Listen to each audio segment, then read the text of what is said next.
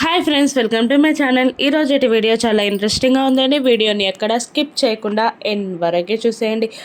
ఆరు డైరీ కార్లో ఉందని రాథోడ్ చెప్పగానే మను కూడా టెన్షన్ పడుతూ అమర్ వాళ్ళ అమ్మా నాన్నలతో పాటే కారులో బయలుదేరుతుంది. ఇక మను ఎప్పుడెప్పుడు ఇంటి నుండి బయటికి వస్తుందా అని కాపు కాచుకొని ఉన్న రణ్వీర్ తన మనిషి ద్వారా మను బయటికి వచ్చిందని తెలుసుకొని ఇక గుడికి బయలుదేరబోతాడు. ఇక పక్కనున్న లాయర్, మీరు ఇచ్చే సర్ప్రైజ్లకి మేము తట్టుకోలేం సార్, ఇంతకీ అక్కడ ఏం చేయబోతున్నారో చెప్పండి అని బాధగా భయంగా అడుగుతూ ఉండగా ఇక రణ్వీర్, కర్ర విడగదు, పాము చావదు, మీకేం భయం లేదు, పదండి అని అంటూ బేస్ వాయిస్తో చెప్తాడు. ఇక అందరూ అక్కడ నుండి గుడికి బయలుదేరుతారు. మరోవైపు కారులో వెళ్తున్న మను చాలా భయపడిపోతూ ఉంటుంది.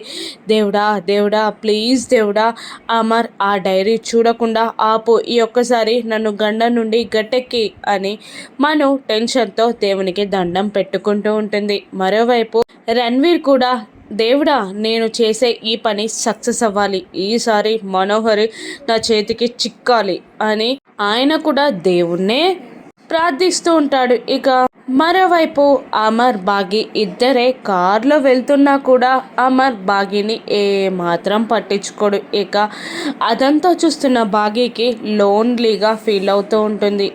ఇటువంటి ఇనుప మనిషిని నాకెందుకు మొగునిగా చేసావు దేవుడా, ఇప్పుడే ఇద్దరమే ఏకాంతంగా ఉన్నాం కదా, కాసేపు సరదాగా కబుర్లు చెప్తే ఏమవుతుంది, ఈ మనిషి మనసు కరిగించి నా వైపు మళ్ళీలా చేయి దేవుడా అని బాగి కూడా దేవునికే దండం పెడుతూ ఉంటుంది. ఇంకా ఇలా అంటుంటుంది, లాభం లేదు, ఏదో ఒకటి చేసి ఆయన నాతో మాట్లాడేలా చేయాలి అని అనుకుంటూ ఏదో మాట్లాడబోతూ ఉండగా ఇక సడన్ బ్రేక్ పడుతుంది అమర్ కార్కి. దాంతో కారులో పైనున్న ఆరు డైరీ బాగి తల మీద పడుతుంది. ఇక అయ్యో సారీ అని అంటూ అమర్ కారు ఆపేస్తాడు. ఇక బాగి పర్లేదండి అని అంటూ ఆ డైరీని చూస్తూ ఇదేదో డైరీలా ఉంది అని అంటూ ఉంటుంది. ఇక అమర్, అవును అది నా భార్య డైరీ, ఆరు డైరీ అని అంటూ బాగి చేతిలో నుండి ఆ డైరీని తీసుకుంటాడు. ఏంటి ఇది అక్క డైరీయా అని బాగి అడుగుతుండగా అవును అని అంటాడు అమర్. ఇక ఆ డైరీని గుండెలకి ప్రియమైన జ్ఞాపకంలా హద్దుకుంటాడు అమర్. ఇక బాగి, మీరు ఎప్పుడైనా ఆ డైరీ చదివారా అని అడుగుతుండగా ఇక అవును, రోజంతా జరిగిన విషయాల్ని ఆరు రాత్రిపూట ఆ డైరీలో రాచేది, ఆ మరుసటి రోజునే అవన్నీ మళ్ళీ నాకే చెప్పేది అని అంటుండగా బాగి విచిత్రంగా చూస్తూ ఉంటుంది. ఏంటి, డైరీలో రాసిన విషయాలన్నీ మీకు అక్క చెప్పేదా, మీరు వినేదా అని అంటుండగా అవును వినేది, ఎప్పుడు శ్రద్ధగా వినేది, తను మా కుటుంబమే లోకంగా బ్రతికేది, ఎప్పుడు నాతో గడిపిన క్షణాలు, ఇంకా పిల్లలతో పెట్టిన ముచ్చట్లు, అత్తమామలతో గడిపిన కాలాన్నే తన డైరీలో రాసుకునేది, ఎప్పుడు మా గురించి కాకుండా ఇంకేమైనా రాస్తుందా అని విచిత్రంగా ఆసక్తిగా వినేవాన్నే తప్ప తను మా గుచ్చి తప్ప వేరే గుచ్చి రాయలేదు, పరాయి మనిషి గుచ్చి రాలేదు, నీ గుచ్చి తప్ప, నీతో జరిగిన సంభాషణని ముచ్చట్లని అన్నీ తను డైరీలో రాసుకునేది అని అమర్ అనగానే బాగా షాక్ అవుతూ, ఏంటి అక్క డైరీలో నా గురించి రాసేదా, అంటే నేను తెలియకుండానే అక్క డైరీలో నా గురించి ఎలా రాసుకుంది, అక్కకి నాకే ముందే పరిచయం ఉందా అని బాగా ఆసక్తిగా టెన్షన్గా అడుగుతుండగా నీ గుచ్చి అన్నానా, కాదు నీరజ, తన ఫ్రెండ్ నీరజ గుచ్చి అనబోయి అలా అన్నానేమో అని అంటూ మాట మారుస్తూ ఉంటాడు అమర్. ఎప్పుడైనా చదివారా అని మళ్ళీ అడుగుతుండగా ఇక అమర్ ఆ డైరీని ఓపెన్ చేసి చదువుతూ ఉంటాడు. ఇక ఆఖరి పేజీ ఎప్పుడైనా చదివారా అని మళ్ళీ బాగి అంటూ ఉండగా లేదు, తన భావాలని తన ఆవేదనని తట్టుకునే శక్తి నాకు లేదు, అందుకే నేను చదవలేదు అని అంటూ లాస్ట్ పేజీని మను కుట్రలకొచ్చి అమ్ము రాసిన పేపర్ని చదవకుండానే ఇక అమర్ ఆ డైరీని క్లోజ్ చేసి గుండెలకి హద్దుకుంటాడు. ఇక వాళ్ళు అక్కడి నుండి స్టార్ట్ అయి బయలుదేరుతారు. ఇక గుడి రాగానే కిందికి దిగుతాడు అమర్ బాగి ఇద్దరు.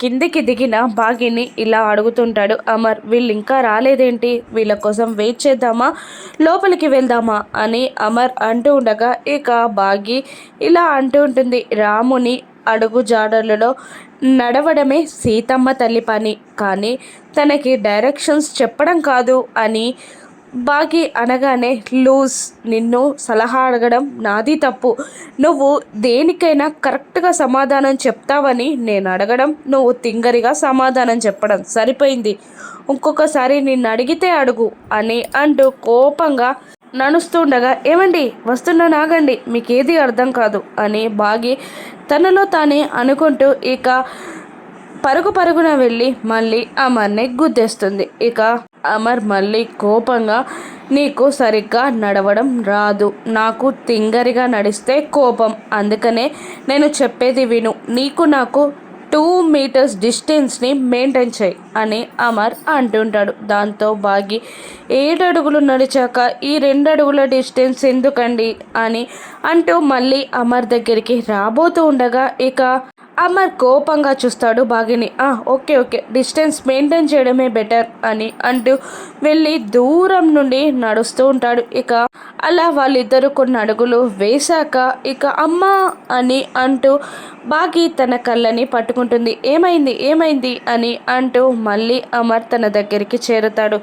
ఏదో తెలియదండి, కళ్ళలో ఏదో పడింది, దుమ్ములాగా ఉంది, చాలా నొప్పిగా ఉంది అని బాగి అంటుండగా, కూల్ ఏం కాదు, నేను చూస్తానుండు అని అంటూ అమర్ బాగి కళ్ళని తెరిచి ఊదుతూ ఉంటాడు. ఇక వెనకాల నుండి అప్పుడే అక్కడికి వచ్చిన మనోహరి అమర్ వల్ల అమ్మా నాన్నలు రాథోడ్ అందరూ అలా ఆ సిచ్యువేషన్లో అమర్ బాగిని చూసి వేరే రకంగా అర్థం చేసుకుంటారు.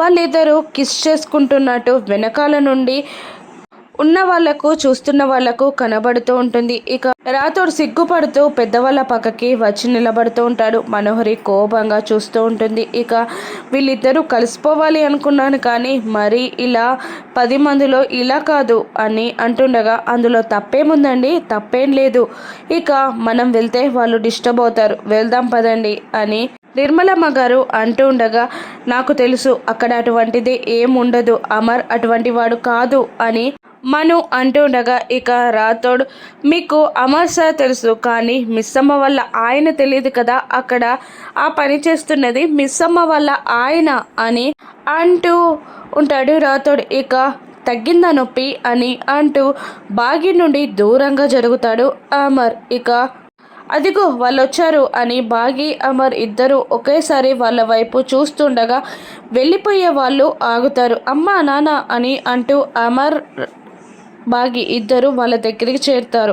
ఏమైంది నాన్న, గుడి ఇటువైపు ఉంటే మీరెందుకు అటువైపు వెళ్తున్నారు అని అమర్ అంటూ ఉండగా, అది ఏం లేదురా, మీరు క్లోజ్గా ఉన్నారని మేము వెళ్ళిపోదాం అనుకున్నాం అని అమర్ వాళ్ళ నాన్నగారు అంటూ ఉండగా, ఏంటి అసలు మీరు ఈ మధ్యలో ఏదేదో మాట్లాడుతున్నారు, పదండి ఫస్ట్ పూజకి టైం అవుతుంది అని అమర్ కోపంగా అక్కడి నుండి వెళ్తుండగా, నేను చెప్పాను కదా అమర్ అటువంటి వాడు కాదని మనోహరి అంటూ ఉంటుంది. ఇక మనోహరి వెళ్ళగానే, అసలు పూజ చెప్పకుండా తీసుకొచ్చారు, ఇప్పుడు ఏం జరుగుతుందో ఏమో అని అంటుండగా, నేనున్నాను కదా వాళ్ళిద్దరూ దగ్గరికి రావాలనే కదా ఇక దాంపత్య పూజ చేపిస్తున్నాను అని వాళ్ళ నాన్నగారు అంటూ ఉండగా, అమ్మో మా సారి కూర్చి తెలిసి కూడా ఇలా ఎందుకు చేశారు అని అంటూ ఉంటాడు రాథోడ్. ఇక ఏంటి, నేను తక్కువని అనుకున్నావా అని మిషన్ తిప్పుతూ ఉంటారు. సరే మీరు ఇక్కడే నిలబడి ఇలాగే మాట్లాడుతూ ఉండండి,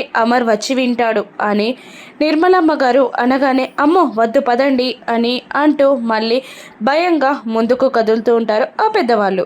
ముందుగా అమర్ కాళ్ళు కడుక్కుంటాడు. ఆ తర్వాత మనోహరిని తోసేసి మరీ బాగి కాళ్ళు కడుక్కుంటూ ఉంటుంది. ఇక ఆ తర్వాత మనోహరి కాళ్ళు కడుక్కుంటూ ఉంటుంది. అలా తడి కాళ్ళతో అమర్ వెళ్తూ ఉండగా అడుగులు పడతాయి. అది చూసిన బాగి అమర్ అడుగులోనే అడుగు వేసుకుంటూ వెళ్తూ ఉండగా ఇక మను వచ్చి బాగిని తిడుతూ ఉంటుంది. ఏం చేస్తున్నావే అలా, అమర్ అడుగుల్లో ఎందుకు అడుగు వేస్తున్నావు అని అడుగుతుండగా, ఇదేంటి మను అలా మాట్లాడుతావు?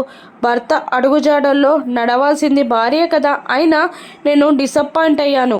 నువ్వు టెంపుల్కి రానని ఎందుకు వచ్చావు అని బాగి అంటూ ఉండగా, ఇక చెప్పేది జాగ్రత్తగా విను. పిచ్చి పిచ్చి పనులు చేయకు. ఆ తాళి నాదే, అమర్ నావాడే. అవి ఎప్పటికైనా నా దగ్గరికే చేరుతాయి అని మనోహరి బాగీకి వార్నింగ్ ఇస్తుండగా, ఇక బాగి అంత కాన్ఫిడెంట్ ఉంది కదా, ఎలా వస్తాయో చెప్పు, ఫ్లైట్లోనా లేదంటే ట్రైన్లోనా అని ఎగతాళి చేస్తూ ఉంటుంది బాగి. ఇంకా ఇలా అంటుంటుంది, అయినా నేను హట్ అయ్యాను, ఒక్కరోజు కూడా ప్రశాంతంగా పూజ చేసుకొనివా అని వెటకారంగా అంటూ అక్కడి నుండి వెళ్ళిపోతుంది.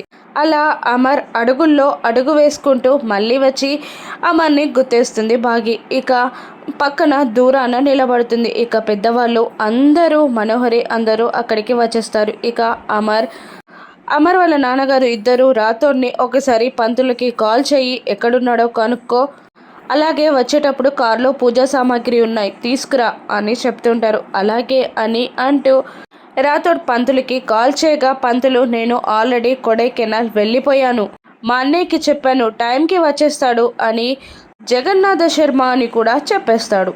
ఆ సామాగ్రి పట్టుకొని లోపలికి వచ్చి ఆ పంతులు కొడైకెనాల్కి వెళ్ళిపోయారంట, జగన్నాథ శర్మ అని వేరే వాళ్ళ అన్నగారిని పంపించారంట అని అంటుండగా, ఎవరైనా అని అమర్ అంటూ ఉండగానే నేనే అని అంటూ జగన్నాథ శర్మ ముందుకొస్తాడు. ఇక అమర్ వాళ్ళ నాన్నగారు పంతులు మీకు అన్నీ చెప్పారు కదా అని అంటుండగా, అన్నీ చెప్పాడు. ఇక ఈ దంపతులతో దాంపత్య పూజని చేయించి దూరంగా ఉన్న వీళ్ళని నేను కలిపేస్తా, ఒక్కటిగా అయ్యి వాళ్ళు ఇక్కడ నుండి వెళ్ళాలి, నీళ్ళు పాలలాగా మారి వెళ్ళేలా నేను చేస్తా అని అనగానే అమర్ బాగి షాక్ అవుతూ ఉంటారు. ఇక అమర్ బాగి వైపు చూస్తుండగా నాకేం తెలీదు అని తన మీద తాను ఒట్టు పెట్టుకుంటుంది. ఇక మళ్ళీ పెద్దవాళ్ళ వైపు తిరిగి ఏంటమ్మా ఏదో దోష నివారణ పూజ అన్నారు, ఇక్కడ పంతులు గారేమో దాంపత్య పూజ అంటున్నారు అని అమర్ కోపంగా అనగానే అది నానా అని పెద్దవాళ్ళు నసుగుతూ ఉండగా, ఇక పంతులుయే మళ్ళీ ఇలా అంటుంటాడు, దోష నివారణ పూజే నానా, ఇక దంపతులు కలిసి చేస్తున్నారు కాబట్టి అది దాంపత్య పూజ అవుతుంది, వెళ్దాం పదండి అని అంటూ అలా ముందుకు నడుస్తూ ఉంటారు. మరోవైపు రణ్వీర్ అక్కడికి వస్తూ ఉంటాడు. దాంపత్య పూజ ఏ విధంగా జరగనుంది, మనోహరికి పెళ్ళైన విషయం బయటపడుతుందా, రణ్వీర్ గుడికొచ్చి ఏం చేస్తాడో రానున్న ఎపిసోడ్స్లో చూద్దాం. Thank you for watching.